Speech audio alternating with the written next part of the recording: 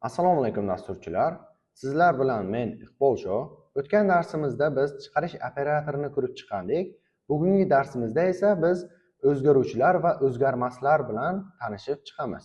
O'zgaruvchi bu ma'lumotlarni saqlash uchun kompyuter xotirasidan ajratilgan joy. Bugungi darsimizda o'zgaruvchilar bilan ishlash, ularni e'lon qilish va o'zgaruvchi bilan o'zgarmasning farqini to'liq ko'rib chiqamiz. Demak, birinchi bo'lib o'zgaruvchilarni e'lon qilishni ko'rib chiqaylik. Buning uchun har doim o'zgaruvchi tipi va keyin esa o'zgaruvchi nomi berilishi kerak. Bugungi darsimizda faqatgina int tipini ko'rib chiqamiz va keyingi darsimiz ma'lumot turlari bo'ladi. Unda to'liq barcha tiplarni ko'rib chiqamiz. Hozircha o'zgaruvchilarni faqatgina int tipida ko'rib chiqamiz. Misol uchun int a degan o'zgaruvchi e'lon qildik. Ma'lumot tipi va keyin o'zgaruvchi nomi bo'ldi. Masalan, yana bitta b degan o'zgaruvchi e'lon qilishimiz mumkin. Hozir birdaniga ikkita o'zgaruvchi e'lon qildik. Bularni qachon ishlatamiz? Masalan, oddiygina a plus b dasturimizda ham 3 ta o'zgaruvchi e'lon qilishimiz kerak bo'ladi. Birinchi sonni saqlash uchun, ikkinchi sonni saqlash uchun, uchinchisi esa o'sha yig'indini saqlash uchun ishlatamiz. Va biz har doim dasturlarimizda o'zgaruvchilarni ishlatib boramiz. Ana endi o'zgaruvchilarga qiymat berishni ko'raylik. Biz o'zgaruvchiga e'lon qilgan paytimizda to'g'ridan-to'g'ri qiymat tanlab qo'yishimiz mumkin yoki o'zgaruvchini e'lon qilib bo'lgandan keyin a teng 5 deb qiymat berishimiz mumkin bo'ladi. Ana endi cout operatori orqali a va b ni qiymatlarini chiqaraylik. Shunda a ni qiymati 5, b ni qiymati 3 bo'lib chiqyapti. Nimaga aynan o'zgaruvchi? Bunga sabab qiymatini biz xohlagancha o'zgartirsak bo'ladi. A ni qiymati hozir 5 va ishlatgan paytimiz 5 chiqyapti. Men hozir a ni qiymatini 7 qilib qo'ysam, a ni qiymati hozir 7 bo'lib chiqadi. Ya'ni hozir a ni qiymati o'zgardi. Ana endi a ni qiymatini 10 berdim. Hozir a ni qiymati yana bir marta o'zgardi. Ya'ni eng oxirgi bo'lgan qiymatni saqlab qoladi. Ishlatamiz, a ni qiymati 10. Demak, o'zgaruvchini qiymatini biz xohlagancha o'zgartirsak bo'lar ekan va u eng oxirgi qiymatni saqlab qolar ekan. Ana endi o'zgaruvchilarni tushunib oldik, o'zgarmaslarni ko'rib chiqamiz. Endi ikkinchisi o'zgarmaslarni ko'rib chiqamiz.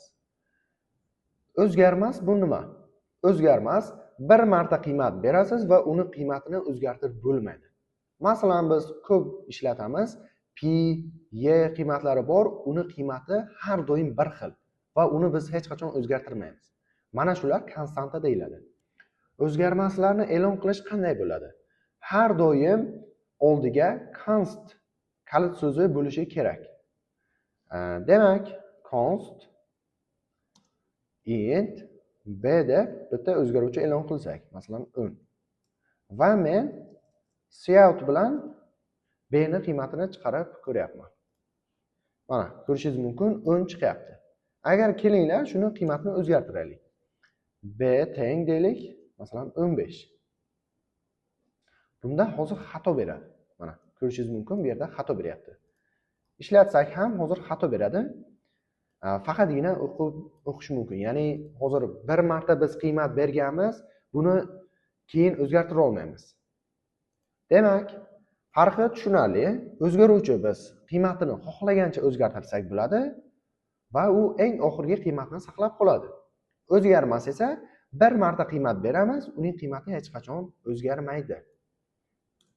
Demak, bular tushunarli bo'lgan bo'lsa, keyingi narsa o'zgaruvchi va o'zgarmaslarni e'lon qilish bo'yicha qoidalarni ko'rib chiqamiz. Birinchisi, o'zgaruvchilarni e'lon qilishda o'zgaruvchi nomi hech qachon kalit so'zlardan foydalanmasligi kerak.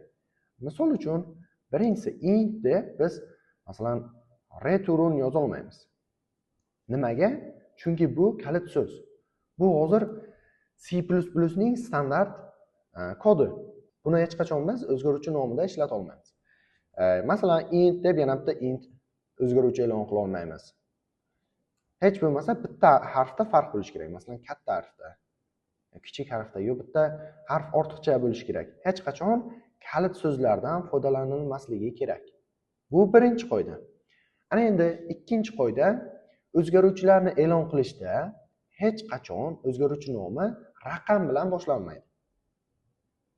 Demak, raqam bilan boshlanishi mumkin emas ekan. Masalan, biz A1, A2 deb e'lon qilishimiz mumkin. Lekin 1A, 1B deb e'lon qila olmaymiz. Bu xato. Bu ikkinchi qoida edi.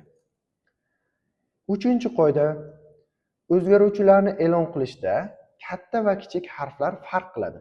Masalan, A va katta A. Bu hozir ikkalasi ikkita o'zgaruvchi. Misol uchun tekshirib ko'raylik. A teng 1 da, katta A ga esa 2 qiymati berib ko'ray. Ishlatgan paytimizda esa ikkalasining ham qiymati hozir 2 xil chiqadi. Chunki bular alohida o'zgaruvchilar. Ikkalasi bir-biridan farq qiladi. Keyingi qoidamiz esa o'zgaruvchi nomi katta va kichik harflar, past chiziq va raqamlardan tashkil topadi. Faqatgina shular.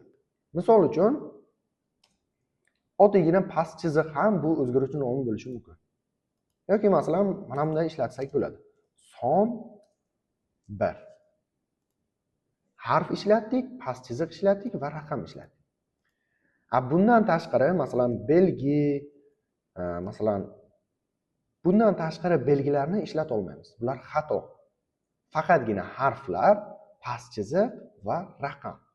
Yana bitta eng muhim qoida, bu ko'proq tavsiya, o'zgaruvchi nomi iloji boricha tushunarli bo'lishi kerak. Ya'ni bu nima degani? Masalan, biz A, B, C, D deb o'zgaruvchi e'lon qilib ketishimiz mumkin. Lekin katta dasturda bu tushunarsiz bo'ladi. Shuning uchun o'zgaruvchi nomini iloji boricha tushunarli qilib qo'yish kerak bo'ladi. Misol uchun, masalan, son 1, son 2 yoki masalan yig'inda bo'lsa sum deb nomlab ketishimiz mumkin. Bu ancha tushunarli va katta dasturda ham biz ancha kodimiz tushunarli bo'ladi. Kodimizda adashib ketmaymiz. Bu tavsiya. Bugungi darsimiz shulardan iborat edi. Keyingi darslarimizni ham kuzatib boring va bizga obuna bo'lib qo'ying.